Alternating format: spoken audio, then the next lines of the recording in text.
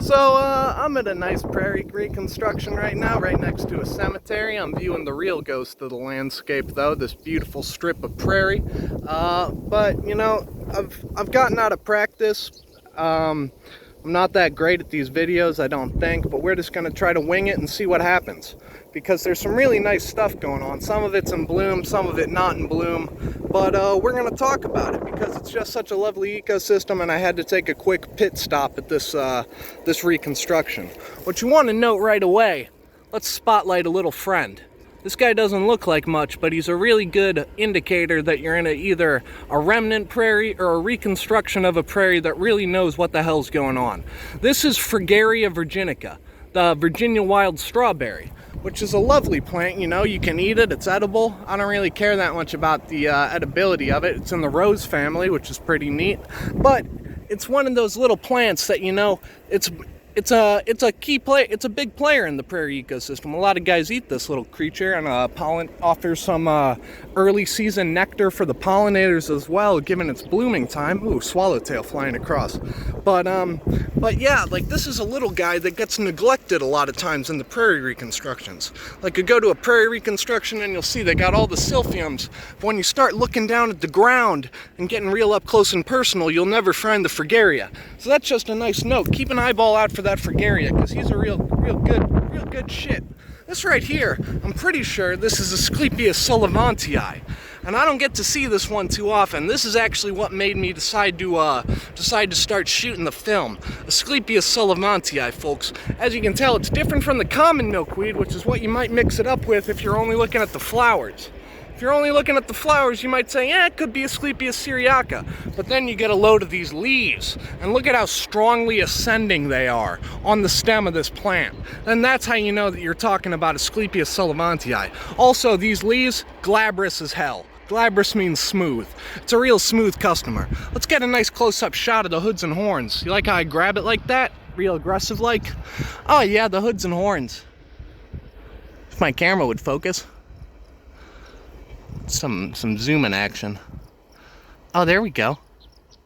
Oh, it's not focusing. Come on, please. There we go.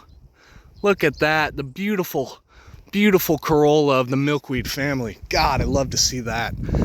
Let's talk about you know what else are we going to talk about in this area other than the Asclepias sullivantii that there's a huge number of? We're actually going to talk about a sedge. Now, this was kind of weird. I wasn't expecting to run into this character out in the prairie systems. This is Scarpus pendulus, I believe. It's in the Cyperaceae. It's a nice sedge, you know. It likes the wetter soils. Pretty hardy, you know. It's a cool plant. You know, you don't pay attention to the sedges, maybe give them a try. Scarpus pendulus is one hell of a place to get started, though. I'd get started with the caryxes, because I'm crazy. But anyway, let's keep walking and let's keep pointing. Let's see what else we can find. Here we go. This looks like a common milkweed up here. This right here is Asclepias syriaca.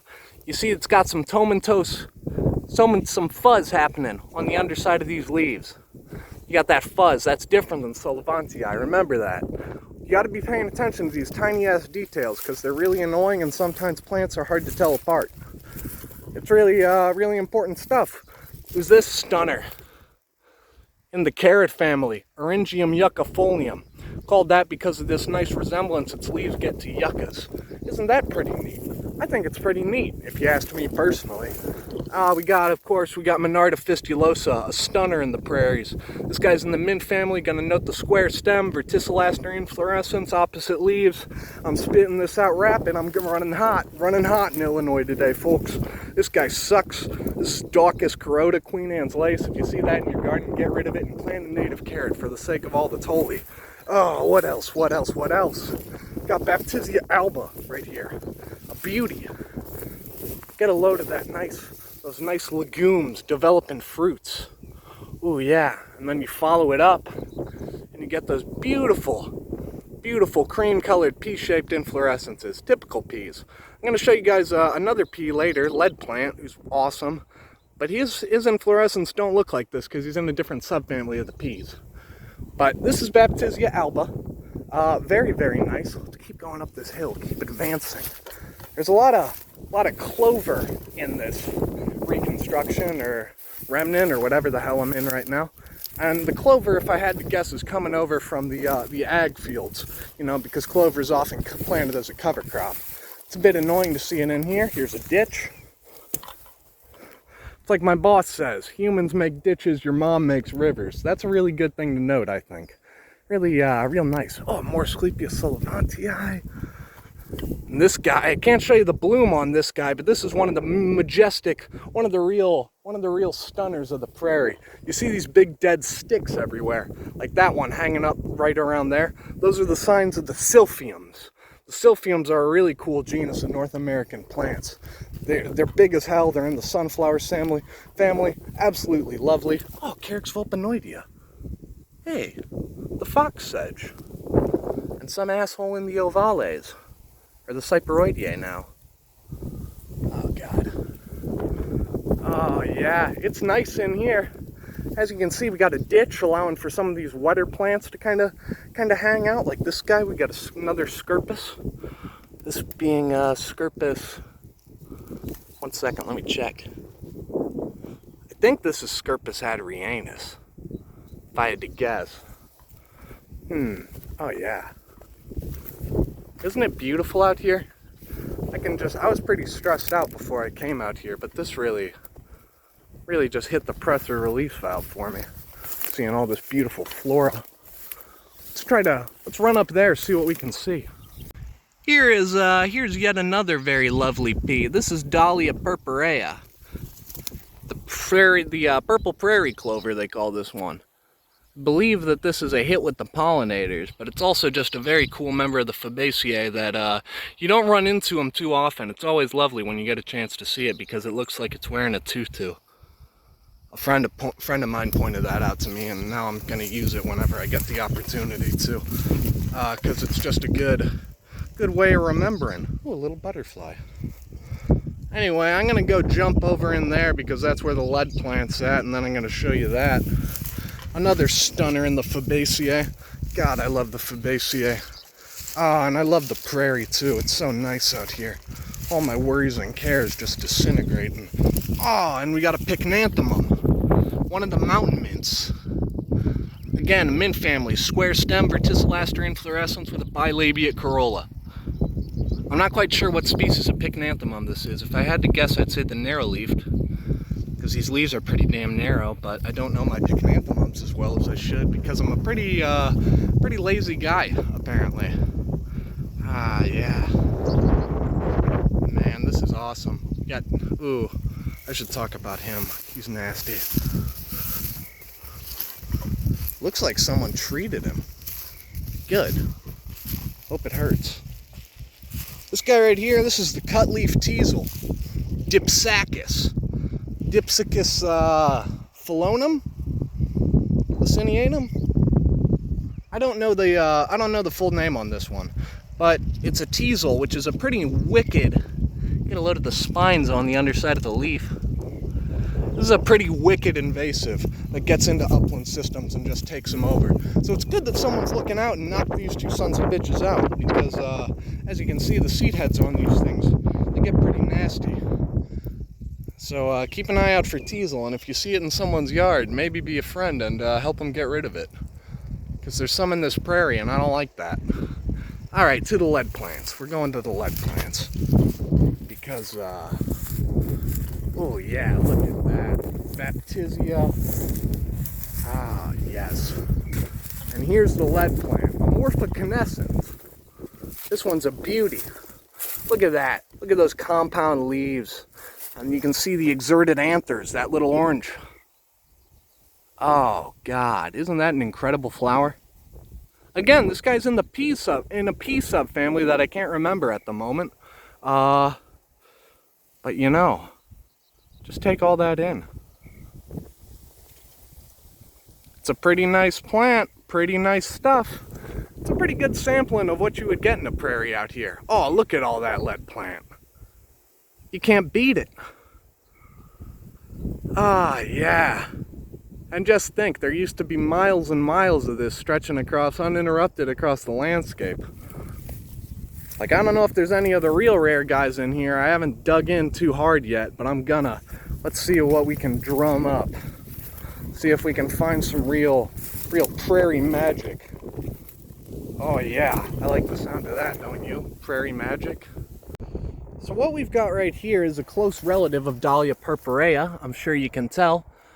This is good old Dahlia candida. Oh boy, there's an ant on it. I'm sure it's gonna bite me in a minute here.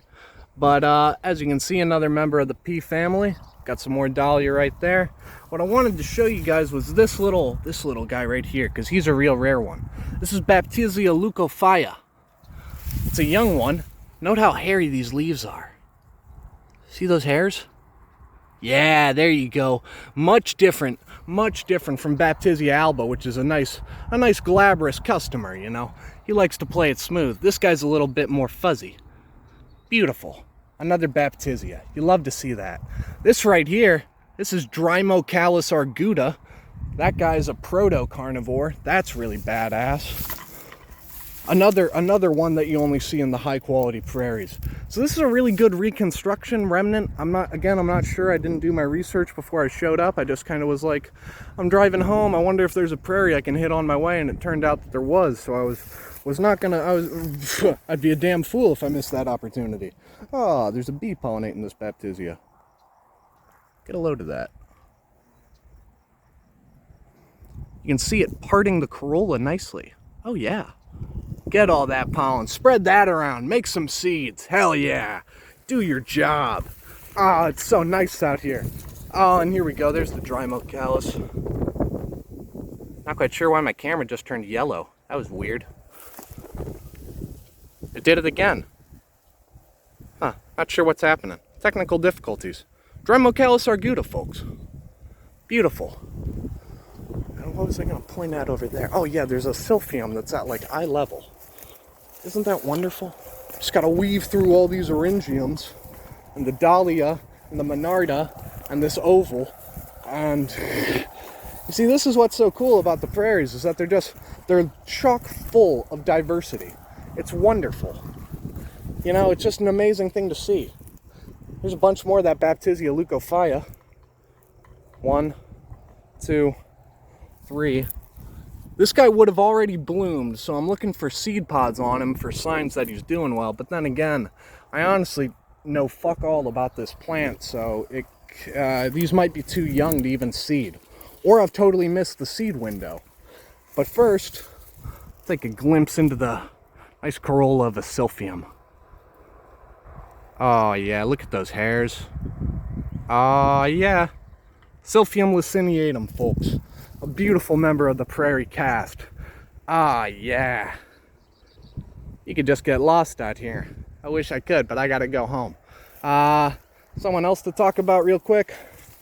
Parthenium integrifolium. This is called the wild quinine. It's different from the other wild quinine that treats malaria.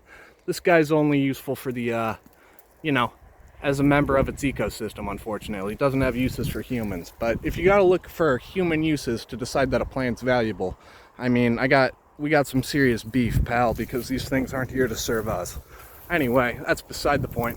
Oh boy, did you see all those lightning strikes? I'm gonna get the fuck out of here. As I was hightailing my way out of here to avoid that nice coming storm, I came across this character right here, which I think I'd love to talk about a little bit. I don't know too much about this plant. This is Ceanothus americana, the New Jersey tea is, I believe, the common name. But I pointed this out because this thing's an absolute hit with the pollinators. It's native, and it's a nice little shrub. And when you put all these things together, you kind of get the idea that, hey, this thing would probably be a smash hit in native landscaping, you know? I wish people planted more of this. Isn't this lovely? Look at these little flowers. These little white flowers. Oh, yeah. And just imagine it covered with bugs. You got to realize that being covered with bugs is a good thing, though. Got to overcome that fear. Anyway, the wind's changing. I'm going to get soaked in a minute, and I don't really want that. So, time for me to head back to lovely old Indiana. So I was just rolling up to my old automobile to get the hell out of Dodge, and I found this lovely critter. Do you hear him pretending to be a rattlesnake? I could probably just show you. I don't know what species of snake this is. It looks like a king snake, maybe? A Lampropeltis? I know, you're big and tough. You're big and badass. I believe you. I don't want to bother you. I don't want to eat you. I want to get you away from the road, though.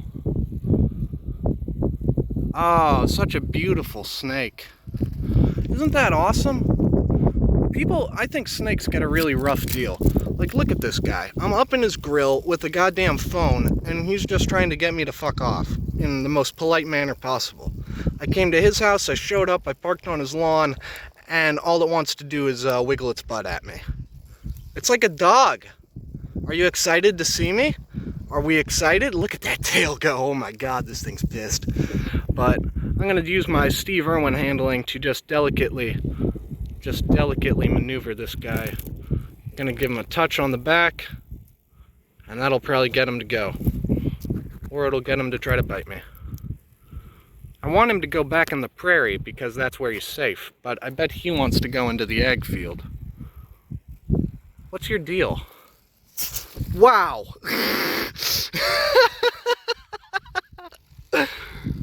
Okay, fair play.